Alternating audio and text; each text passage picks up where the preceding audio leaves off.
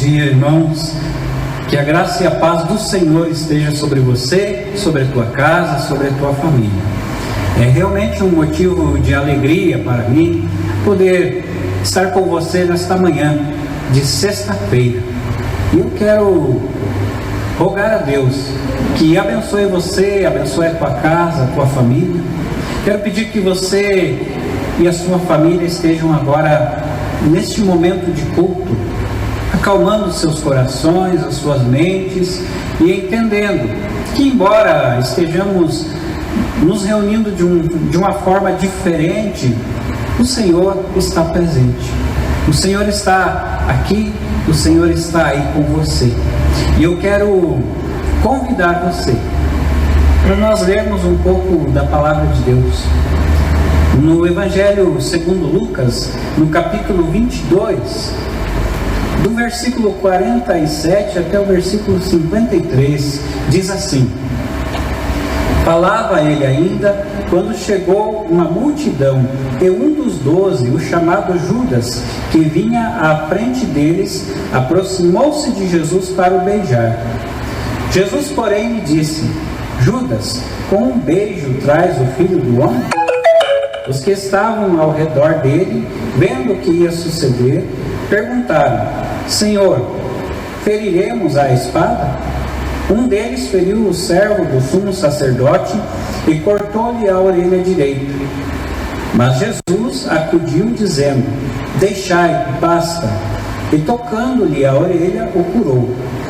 Então, dirigindo-se Jesus aos principais sacerdotes, capitães do templo e anciões que vieram prendê-lo, disse: Saístes com espadas e com porretes, como para deter um salteador? Diariamente, estando eu convosco no templo, não pusestes as mãos sobre mim? Esta, porém, é a vossa hora e o poder das trevas. Jesus, neste momento em que a sua prisão acontece, nós vemos um retrato de humildade, um retrato de amor, um retrato de misericórdia.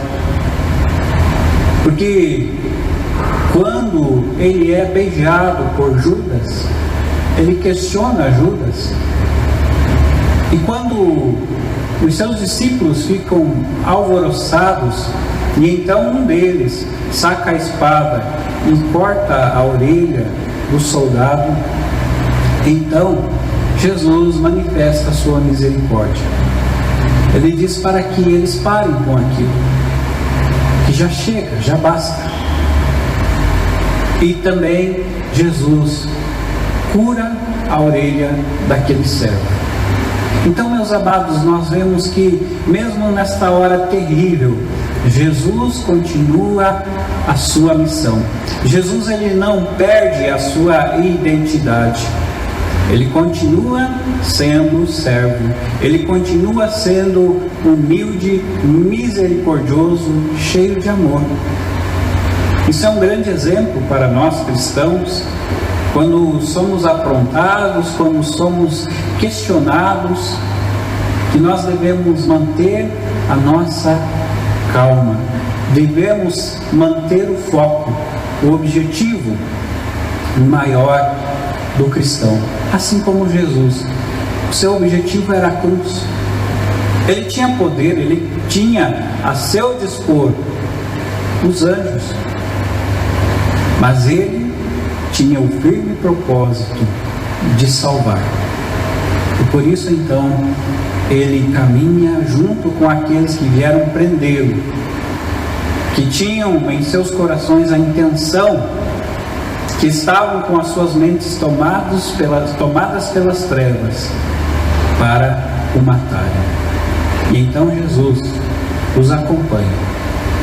E então, meus irmãos, nesta manhã nós trazemos à nossa memória aquilo que aconteceu há mais de 2000 anos atrás, cujas evidências históricas são muito fortes, cujo testemunho da palavra de Deus é inegável.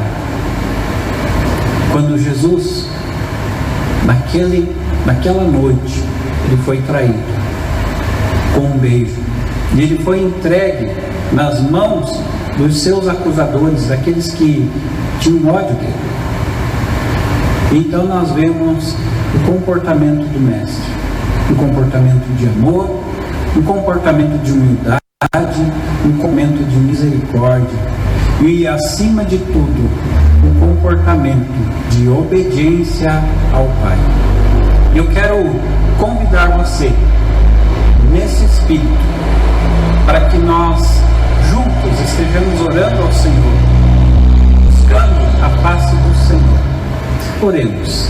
Senhor, muito obrigado pela tua maravilhosa palavra. Muito obrigado porque o Senhor, mesmo no momento tão difícil, mesmo no momento de terrível dor, o Senhor continuou nos dando exemplo de amor, exemplo de humildade, exemplo de submissão à vontade do Pai. E que nós, a tua igreja, tenhamos este mesmo sentimento. Possamos, ó Pai, viver submissos ao Senhor. E mesmo, ó Pai, num formato tão diferente de igreja, mas sendo igreja, que os nossos corações estejam voltados tão e unicamente para o culto ao Senhor nesta manhã, neste dia que o Senhor preparou para nós. Em nome de Jesus, amém. Muito bem, irmãos, dando continuidade ao nosso culto de adoração ao nosso Deus, eu quero convidar você para que juntos nós possamos adorar ao Senhor. E eu quero convidar então o grupo de louvor para estar ministrando neste momento canções em louvor, em adoração ao nosso Deus. Vamos todos juntos cantar e adorar ao nosso Deus.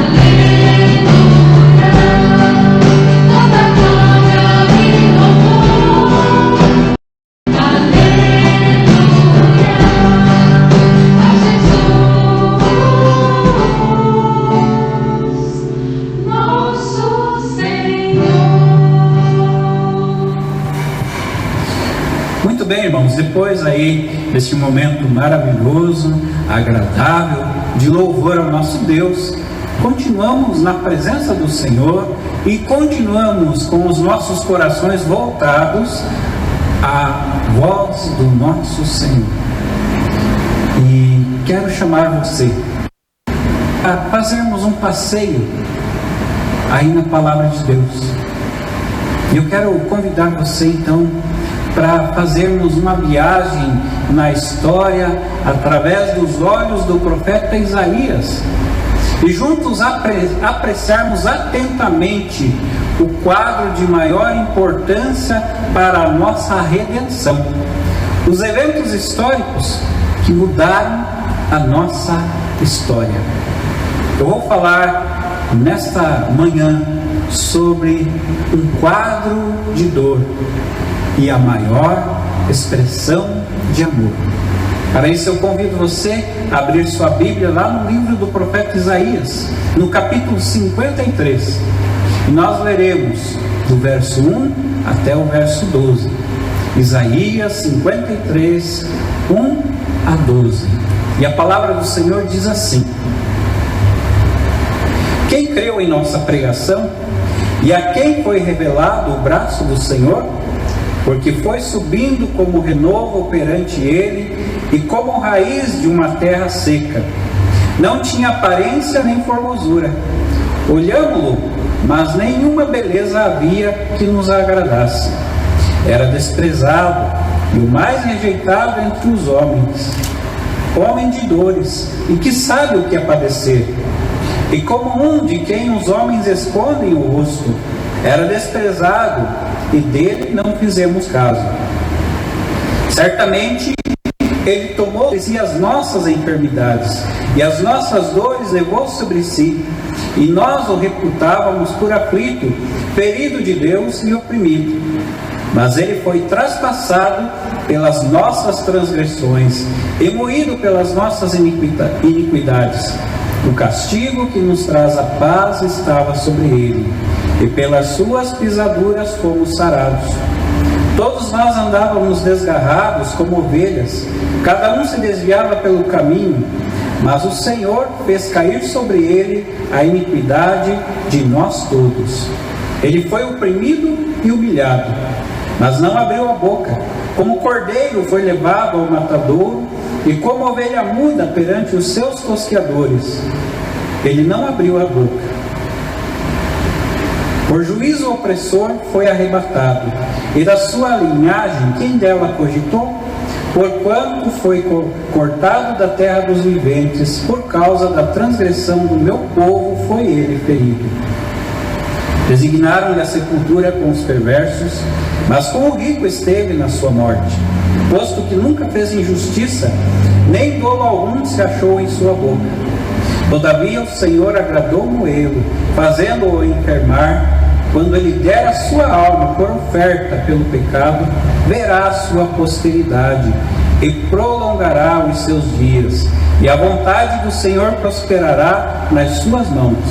Ele verá o fruto do penoso trabalho de sua alma e ficará satisfeito. O meu servo, o justo, com o seu conhecimento, justificará a muitos, porque as iniquidades deles levará sobre si. Por isso, eu lhe darei muitos como sua parte, e com os poderosos repartirá ele o despojo. Porquanto derramou a sua alma na morte, foi contado com os transgressores, contudo levou sobre si o pecado de muitos, e pelos transgressores intercedeu.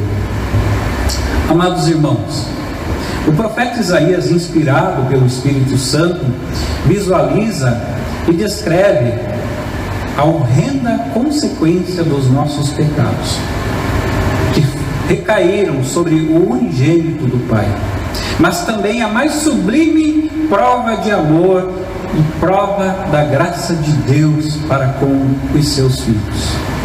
Meus irmãos, Deus desenhou este quadro na eternidade e executou nas linhas da história de maneira progressiva até o seu ápice, quando Cristo foi crucificado e quando ele ressuscitou. Uma prova de amor nascida na eternidade, uma prova de amor sem igual, conforme vemos em Romanos 5:8. Mas Deus prova o seu amor para conosco pelo fato de ter Cristo morrido por nós, sendo nós ainda pecadores. Jesus Cristo tinha plena consciência da sua missão. e marchou perseverante para a cruz. Meus irmãos, a cruz de Cristo foi o gesto mais profundo de amor, o gesto mais profundo desse amor que se dá, que se doa, que se oferece como sacrifício. Ele deixou a sua glória, ele deixou o seu trono, ele esvaziou-se, tornou-se homem, se tornou servo, ele foi perseguido, preso, açoitado, cuspido, pregado na cruz. Sendo Deus, ele se fez homem, e sendo o Senhor, ele se fez servo. Sendo santo, ele se fez pecado, e sendo bendito, ele se fez maldição, e sendo o autor da vida, ele deu a própria vida em favor dos seus. Quais os motivos da cruz? Por que Jesus foi para aquela cruz? Muitas pessoas ainda dizem que foi a trama dos homens, mas não foi a trama dos homens.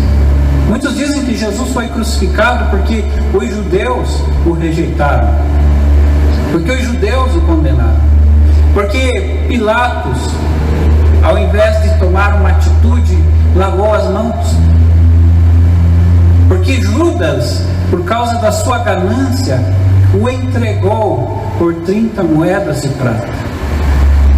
Na realidade, tudo isso é verdade, mas esse não é o motivo pelo qual o Senhor Jesus foi para a cruz. O motivo é outro. O motivo, meus irmãos, são os nossos pecados. Ele foi traspassado pelas nossas transgressões e moído pelas nossas iniquidades. Foi por nossa causa.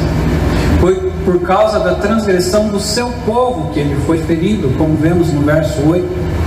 E lá no verso 12, ele diz assim, que ele levou sobre si o pecado de muitos.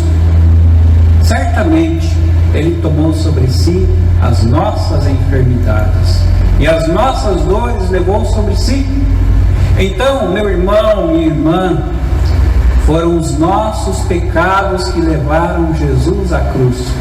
Foi os nossos pecados que fizeram com que o juízo de Deus recaísse sobre ele, recebendo em seu corpo o castigo que nos traz a paz, recebendo em seu corpo as duras penas, a dura sentença, por amor a mim e por amor a você. Mas também foi da vontade do Pai. O Pai assim quis, e ele veio para cumprir a vontade do Pai. O verso 6 nós vemos que diz assim: o Senhor fez cair sobre ele a iniquidade de todos nós. Meu irmão, minha irmã, o Pai fez cair sobre o Filho a minha iniquidade e a tua iniquidade.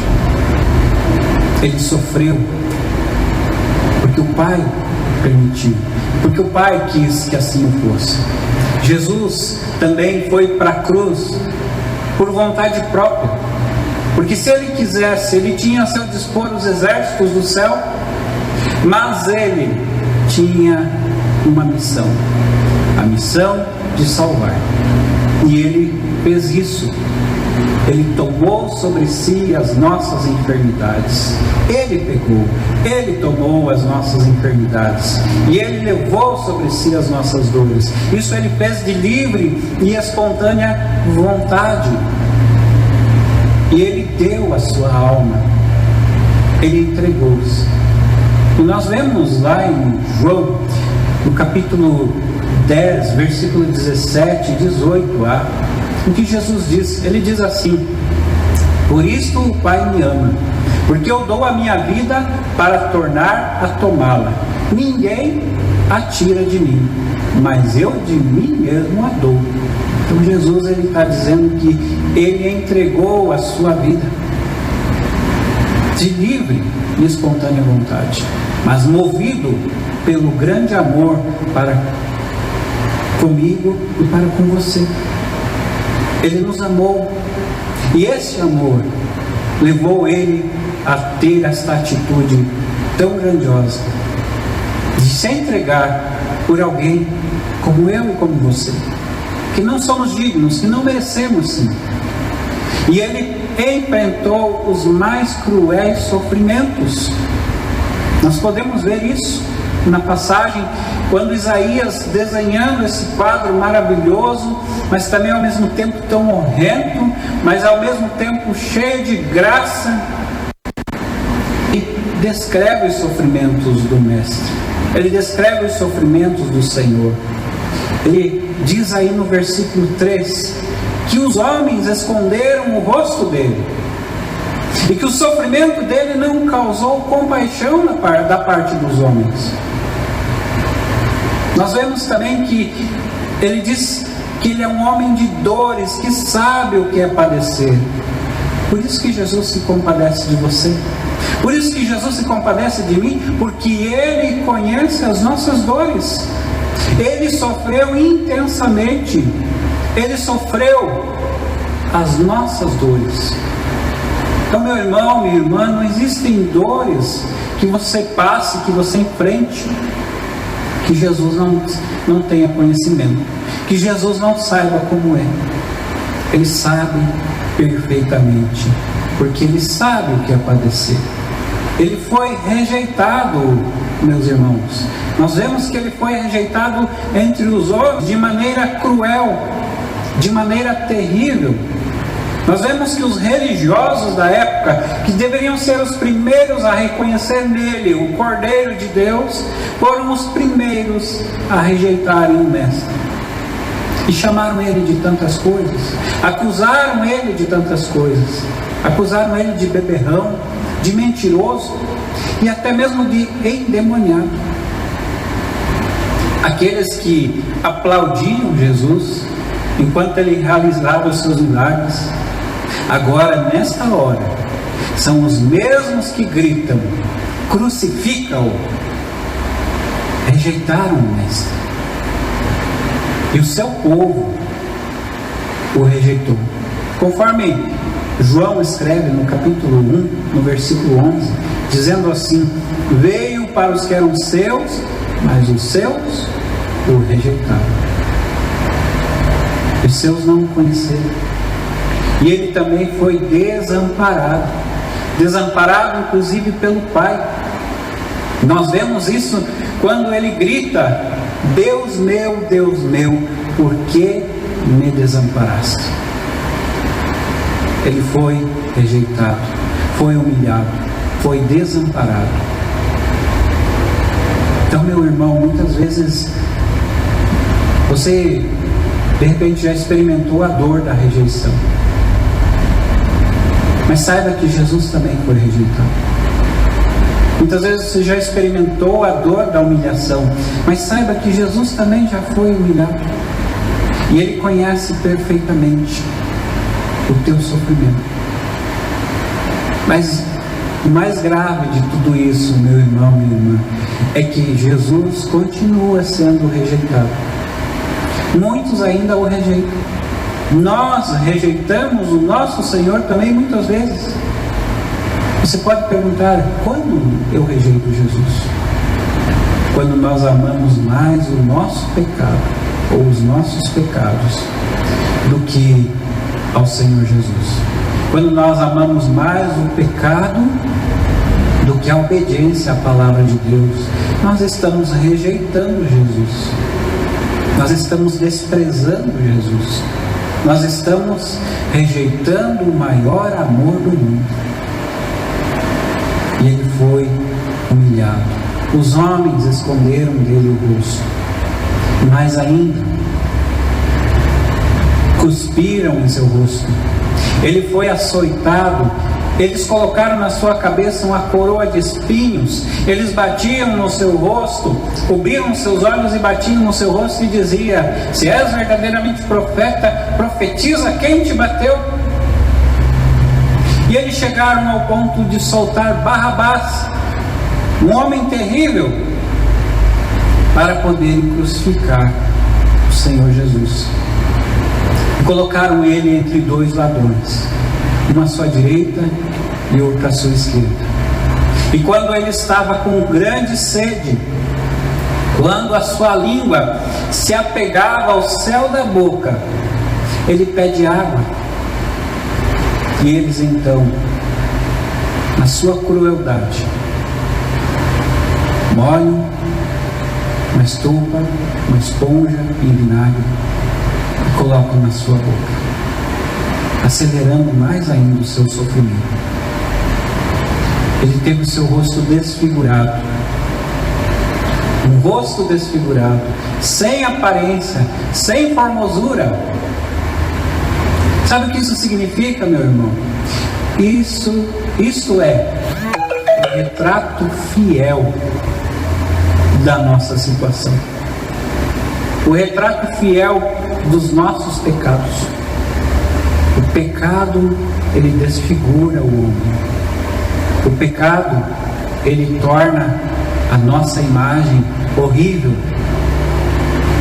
O pecado faz com que a nossa figura humana, que foi criada por Deus, perca a sua identidade. Então esse rosto desfigurado do Mestre também simboliza eu e você, desfigurados pelo pecado. Ele suportou o sofrimento físico. Ele foi açoitado. Ele foi maltratado. E nesse momento em que ele está tão horrível, que ele está com o seu rosto desfigurado, com o seu corpo todo cortado devido às chicotadas, ele também está simbolizando aí os nossos pecados, que são horrendos. Ele está sofrendo a dor dos nossos pecados. Então, meu irmão, minha irmã, ele se fez pecado no nosso lugar. Ele se fez maldição no nosso lugar. Ele teve o seu corpo ferido, ele ficou ensanguentado, e o seu corpo ficou cheio de hematomas. Toda a nossa tragédia foi lançada sobre ele. Torturas de todas as formas, torturas no corpo, torturas na alma.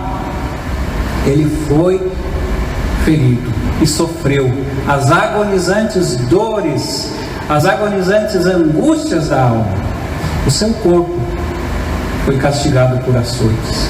Trataram ele como criminoso, e assim ele inicia a sua caminhada rumo ao Calvário.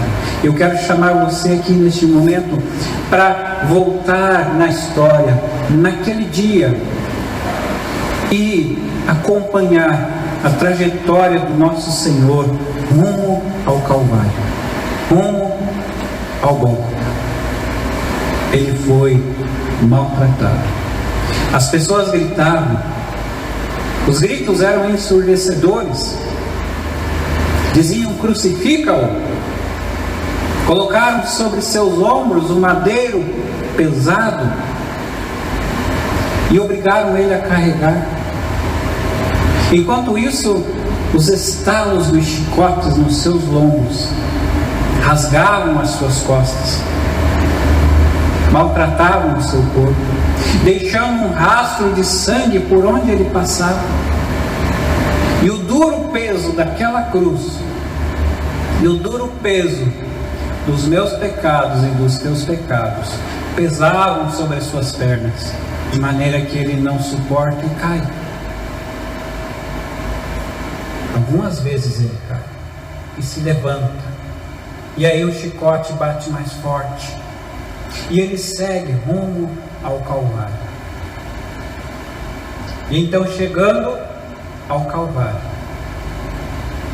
ele é jogado no chão sobre aquela cruz, e as suas mãos são traspassadas por pregos, assim como os seus pés também.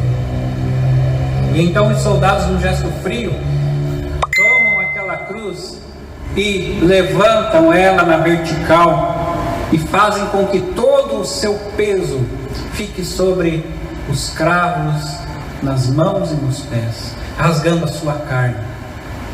E a dor é mais intensa, a dor é maior. E se não bastasse isso, as pessoas continuam criticando, continuam escarnecendo o Senhor. E até mesmo um dos ladrões que estava pregado na cruz, ao lado de Jesus, ousa dizer: se tu és filho de Deus, desce dessa cruz, salva-te a ti mesmo e salva nós também. Até mesmo aquele que estava debaixo de igual sentença, ousa criticar, ousa debochar, ousa escarnecer do Mestre. O sofrimento é tanto, a vergonha é tão deplorável, meu irmão, minha irmã, que o próprio sol se esconde. Então as mais densas trevas tomam conta da terra. Então o sol não quer presenciar esse momento terrível.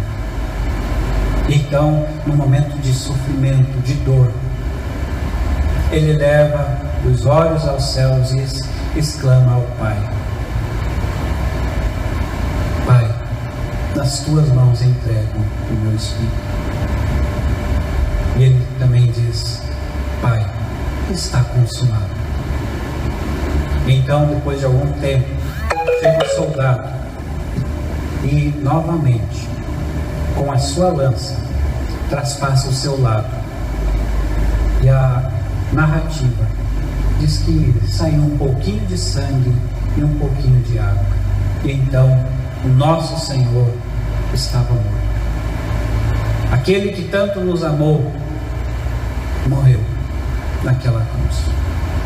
Um cordeiro que foi levado para o matadouro e que não abriu a sua boca. Ele foi a oferta e foi o ofertante.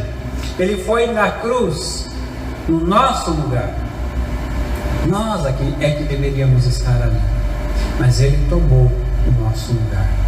E ele não tinha pecado nenhum. Ele não tinha injustiça nenhuma. Na sua boca não se achou nenhuma palavra torta, nenhuma palavra torpe. Nada saiu da sua boca que ofendesse ao Pai ou que fosse vergonhoso. Ele foi o Cordeiro de Deus, levado até a cruz. Ele foi cortado da terra dos viventes, como diz a narrativa de Isaías, por causa da transgressão do povo. Meu irmão, minha irmã. E ele não abriu a sua boca, pedindo vingança sobre aqueles que estavam torturando. Ele não fez isso, pelo contrário, ele pede por eles. Ele se dirige ao Pai e ele diz: Pai, perdoa-lhes, porque eles não sabem o que fazem. Meus irmãos, assim nós vemos o dia encerrando. Nós vemos o mais terrível entardecer. Mas o mais terrível entardecer se torna o dia mais radiante, se torna o amanhecer maravilhoso, onde o sol brilha novamente. Quando Jesus ressuscita, quando Jesus vence a morte, ele venceu a morte, ele destruiu a morte. Onde está, ó morte, a tua vitória? Como diz o apóstolo Paulo, nessa canção maravilhosa: onde está, ó morte, a tua vitória? No amanhecer do primeiro dia, o raio de sol veio com todo o seu fulgor, com toda a sua glória, e iluminou a escuridão da alma. As almas são iluminadas. A vitória do Cordeiro está consumada. E aí no verso 10 do capítulo 53 nós vemos que diz assim: verá a sua posteridade e prolongará os seus dias, e a vontade do Senhor prosperará nas suas mãos. Ele ressurgiu. A sepultura não teve poder para o deter. A morte não pôde parar o nosso Senhor, porque ele venceu a morte, porque ele venceu a sepultura, porque ele venceu Satanás, que não conseguiu derrotá-lo. Portanto, esse é o amanhecer da graça. Esse é o amanhecer maravilhoso, quando nós fomos justificados diante do Pai. E quando o Senhor Jesus apresentou diante do Pai a nossa dívida, as promissórias da nossa dívida, dizendo: estão pagas. Então, meus irmãos, na sua vitória, Jesus conquistou um povo exclusivo para si. Verso 11, verso 12. O seu precioso sangue foi a moeda de compra.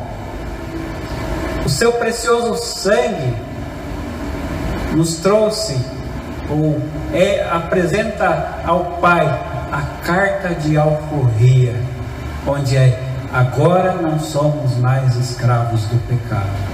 A vitória de Jesus é a nossa vitória. Somos justificados, somos filhos de Deus e somos herdeiros juntamente com Cristo.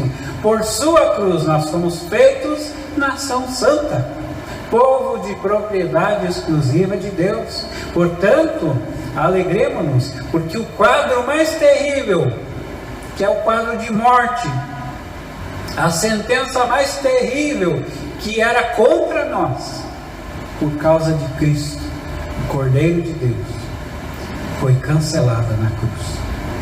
E dessa forma, agora nós somos filhos e filhas de Deus.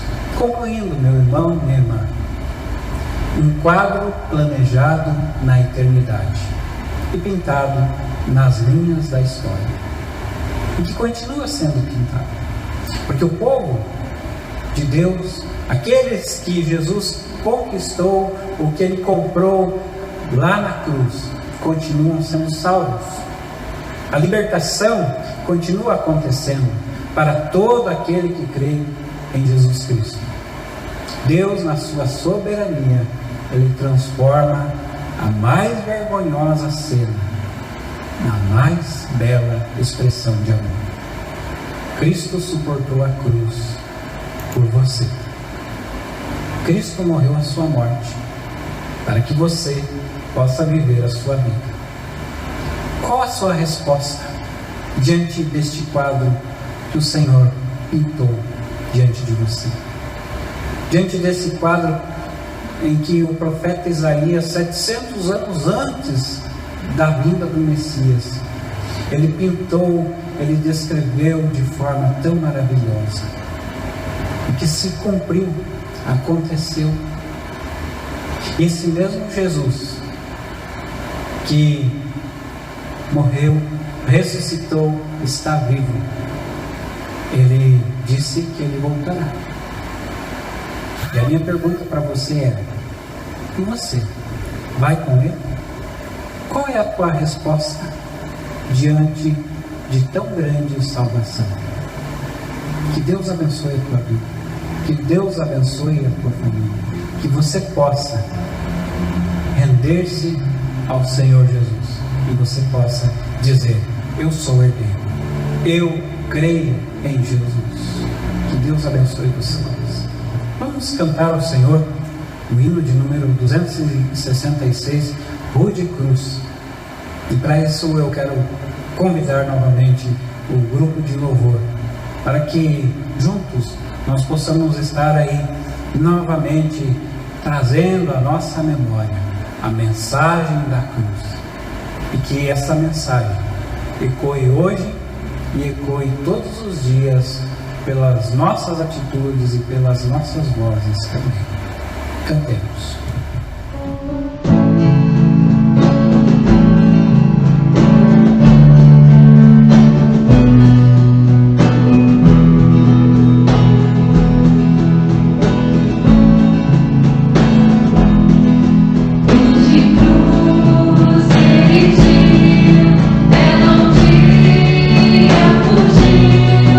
Como emblema de vergonha e dor.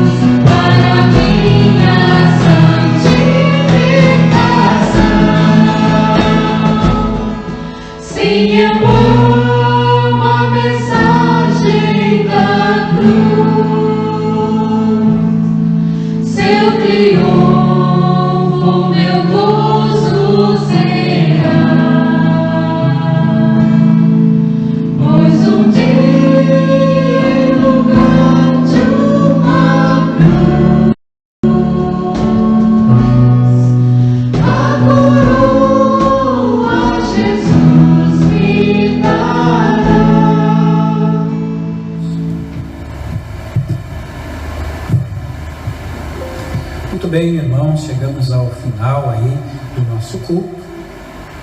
Espero que o Senhor tenha falado com você, e que a sua palavra tenha tocado o seu coração, tenha trazido à tua memória aquilo que nós somos, o nosso retrato horrível, mas também aquilo que o Senhor Jesus fez por nós, a transformação, a libertação, nos dando o direito de sermos filhos e filhas do Senhor. Eu quero convidar você para nós estarmos orando. Logo após eu estarei impetrando a bênção. Oremos ao Senhor. Senhor, esse quadro descreve perfeitamente que maravilhosa obra o Senhor fez por nós. Que amor é este? Que amor fantástico, que amor maravilhoso. Um amor que se entrega, se doa, que mesmo sabendo que o Senhor é perfeito em si mesmo, que o Senhor não precisa do homem, mas nós vemos a perfeição do Senhor nesses detalhes tão grandiosos, porque o Senhor nos amou. Por causa desse amor, por causa da sua graça, é que nós somos feitos filhos e filhas do Senhor. Abençoa, Pai, o teu povo neste dia de sexta-feira, onde trazemos à memória todo esse quadro horrível que o nosso Senhor passou, que o nosso Senhor enfrentou por nossa causa, por nossa culpa, mas que também enche os nossos corações de esperança, alegra, anima, fortalece o coração da tua igreja. E que nesses momentos, ó Pai, de pandemia, onde muitas vezes as pessoas estão confinadas em suas casas, muitos estão tristes, muitos estão nervosos, nós pedimos que a paz do Senhor esteja sobre os lares do teu povo, da tua igreja. Acalma, Senhor, os corações. Mas nós pedimos também, ó Pai, dá pressa, ó Pai, e vem nos socorrer. Socorre-nos, ó Pai, porque nós precisamos do socorro do Senhor. O mundo precisa do socorro do Senhor.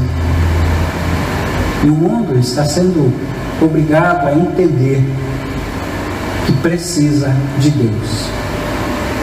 Pedimos ao Pai a tua bênção sobre o teu povo.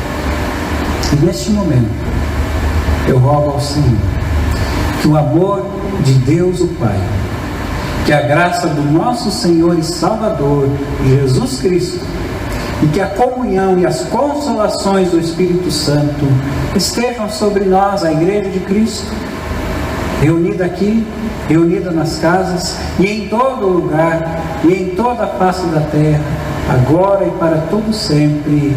Amém, amém e amém. Deus te abençoe.